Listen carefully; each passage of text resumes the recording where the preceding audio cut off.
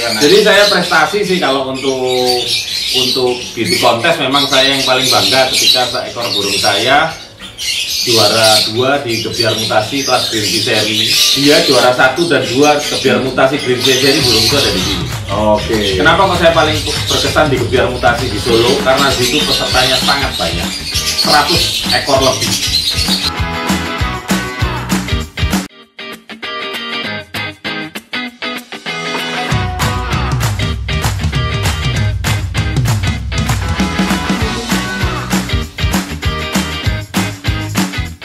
Om Bro semua, kita saatnya tanya untuk settingan kandang breeding lovers. Gimana sih settingan dari Om Roy ini? Bagaimana settingan kandangnya Om Roy? Ayo. Kalau untuk settingan kandang, biasanya saya si anak-anak yang masih usia 3 bulan yang belajar makan sendiri, saya tetap coba dia umbar sampai usia tertentu. Dalam hal ini, setahu saya Tea Seri dan Perso itu maupun burung-burung spesies yang lain itu dari 4 kacamata yang selalu saya di kacamata airing itu mempunyai kematangan kelamin yang cukup cepat, yaitu 7 sampai 8 bulan itu mereka sudah matang. Tetapi itu menurut saya dia matang secara hormonal, bukan secara fisik. Bicara teman-teman. Jadi tolong teman-teman, Mas Bro semuanya, Om Bro semuanya, jangan sampai dijodohkan dulu. Sabar. Karena pertumbuhan mereka sampai dengan usia 2 tahun. Jadi harus dimaksimalkan ya? Harus dimaksimalkan dulu. Di binatang lain pun, di hewan-hewan lain pun begitu. Contoh kelinci, ketika kelinci ini jenisnya besar sampai 7-8 kilo, tetapi ketika dia dikawinkan pada usia muda, dia akan kerdil. Jadi efeknya ketika dia dikawin muda apa aja ini? Jadi begini, ketika dia dikawin muda, growth hormonnya berubah. Growth hormonnya berubah.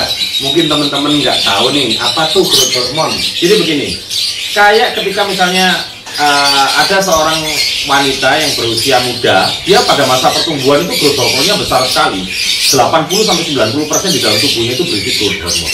Tetapi ketika dia melakukan reproduksi, ya, growth hormonnya akan berkurang, hormon pertumbuhannya akan berkurang.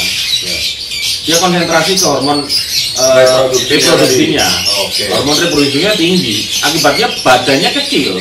Jadi kalau dikawinkan sebelum masanya, apa yang terjadi Om Roy? Ketika dikawinkan sebelum masanya, 1, anakan-anakannya dia lemah.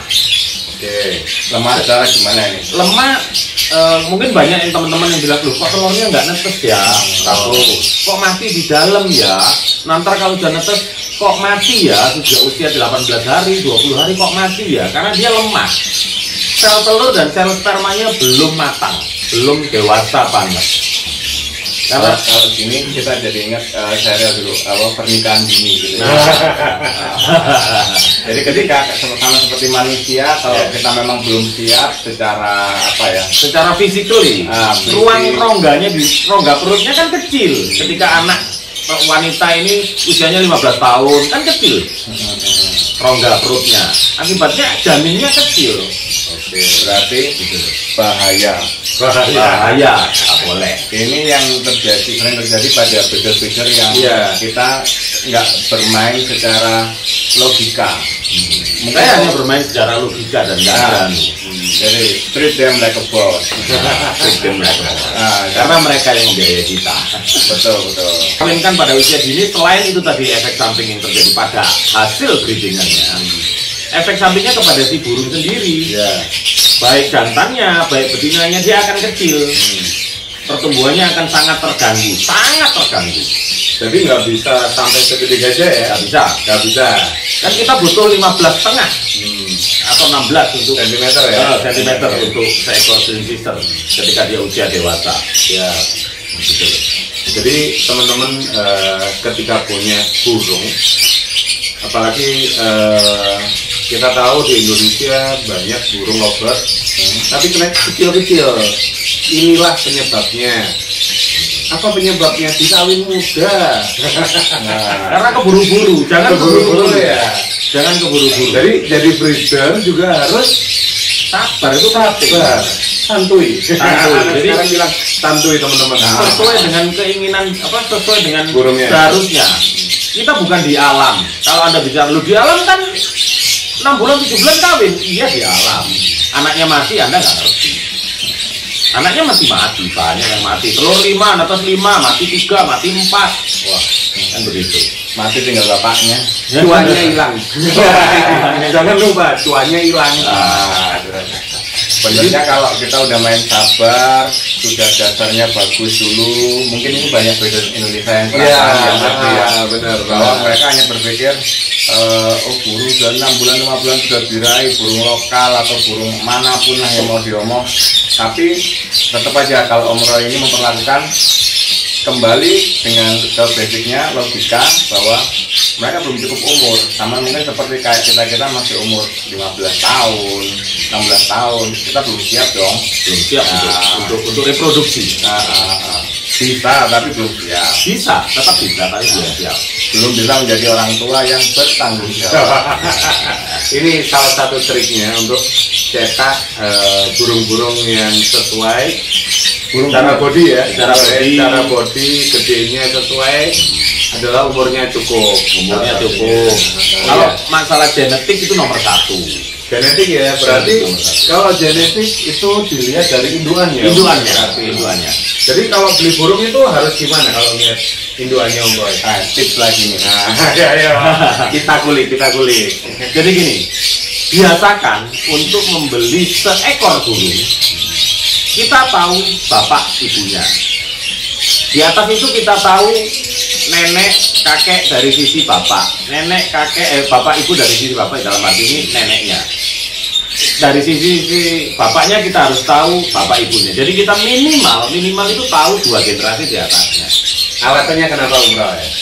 Karena kita akan tahu bahwa karena neneknya seperti ini, kakeknya seperti ini dari pihak betina, neneknya dan kakeknya seperti ini dari pihak jantan, kita akan bisa membayangkan nantinya anak ini Seperti apa? Oke. Jadi kalau kakek neneknya udah benar, itu biasa anaknya cucunya lagi itu yang kita produksi ya, berarti Om Roy ya. Itu jadinya benar. Oke. Kalau ada istilah yang bloodline, benar kan kayak gitu? Bloodline begitu. Buat teman-teman sekarang tahu apa artinya bloodline. Pentingnya bloodline juga seperti itu. Karena untuk membuat line sendiri itu tidak gampang. Oh gitu. Butuh berapa tahun Om Roy? Aduh, 7 sampai 10 tahun. 7 sampai 10 tahun. Saya ternak mulai 2009, tapi saya waktu itu nggak ngerti caranya ternak yang baik. Asal kawin, pastel kuning sama lutino. Itu kan hal yang dilarang, kan nggak bisa. Ya. Memang sih kalau saya lihat selama ini, dan mungkin ya baru kali ini kita mungkin Om Bro semua juga bisa sadar saat ini bahwa kita melakukan hal-hal yang salah. Hal yang salah terhadap apa yang kita sayangi. Gitu. Mungkin dengan pencerahan sedikit dari Om Roy ini, kita sedikit membuka mata kita, wawasan kita mengenai apa yang harus diperbuat dan apa yang nggak boleh diperbuat. Benar nggak Om Roy? Iya benar. Jadi Om Bro semua biar tahu, biar ternakannya benar, biar bisa cetak burung-burung yang gede-gede Om Roy ya, sesuai standar spesiesnya. Ini ada beberapa tips tadi, bisa dicatat dan bisa diaplikasikan ya. Dan jangan lupa istirahat setiap istirahat antara setelah dia mengeram. Mungkin teman-teman banyak yang melakukan istirahatnya cuma 1 minggu, habis itu masuk lagi. Istirahat 10 hari, habis itu masuk lagi. Saya istirahatnya 2 bulan. Wow.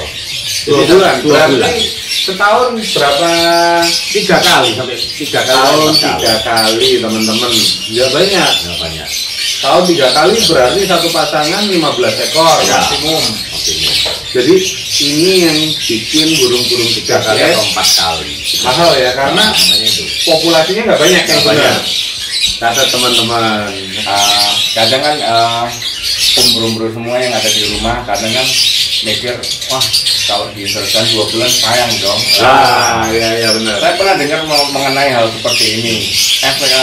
Perbedaannya sebenarnya ada nggak sih perbedaannya kalau kita harus ngistirahatkan selama 2 bulan sama kadang nggak kita cuma 2 minggu ya? 2 minggu atau mungkin kadang kita Kejar telur, kita ambil, habis itu induknya suruh nikah lagi, kawin lagi kan gitu. Efeknya ada atau sama atau gimana sih? Jadi begini, efeknya akan terasa ketika mungkin kalau masih pasangan itu masih sangat muda, masih usianya masih 1 tahun, mungkin nggak terasa. Tetapi ketika burung ini sudah menginjak usia 2 tahun, dan itu mesti menjadi masalah.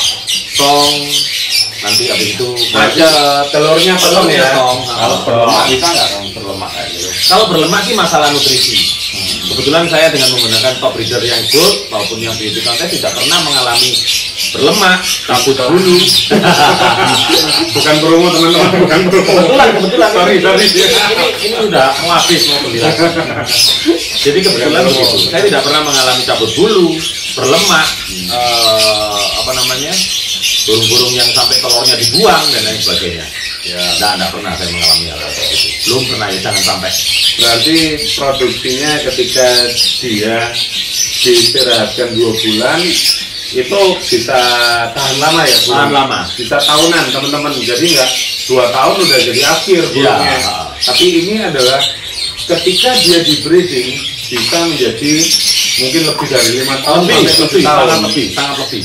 Jadi saya pernah lihat di Facebook burung di Belanda sana kebetulan jenisnya spesiesnya Perso itu ring 98 teman-teman. Wow. Ring 98 Mas Bro. Ring 98 masih berproduksi dan keluar anak 5 ekor. Bayangkan kalau sekarang tahun 2020 dia usianya 22 tahun. Waduh, berapa banyak ini? Sayangi burung.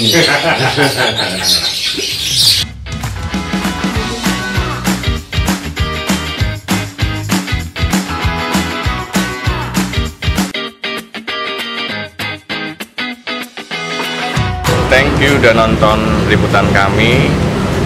Stay tune di channel kami dan jangan lupa subscribe. Kalau nggak subscribe, Uripmu Soro. Like dan komen.